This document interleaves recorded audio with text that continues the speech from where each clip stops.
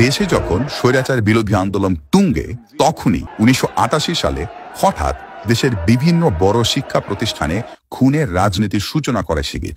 Rajshahi medical college শাখা ছাত্র মৈত্রীর সভাপতি জামিল আক্তার রতনকে 1988 সালের 31 মে 4 হাত পায়ের রক কেটে হত্যা করে শিবিরের ক্যাডাররা। এর মধ্য দিয়ে রক কাটার রাজনীতির সূচনা করে জামায়াত ইসলামের এই ছাত্র সংগঠন। অন্যরকম এক বার্তা চলে যায় দেশের মানুষের কাছে, কারণ রক কেটে হত্যা বা পঙ্গু করে দেওয়ার মতো বর্বরতা এর আগে দেখেনি দেশের মানুষ। 88-র 24 সেপ্টেম্বর সিলেটে শিবিরের হামলায় প্রাণ হারান প্রগতিশীল ছাত্র আন্দোলনের 3 কর্মী তপন, মুনিদ ও জুয়েল। এই হত্যাযজ্ঞের মাধ্যমে স্বাধীনতার পর সিলেটে নিজের শক্ত অবস্থান গড়ে নেয় শিবির। শিবিরের এই কার্যক্রম এখনো চলছে।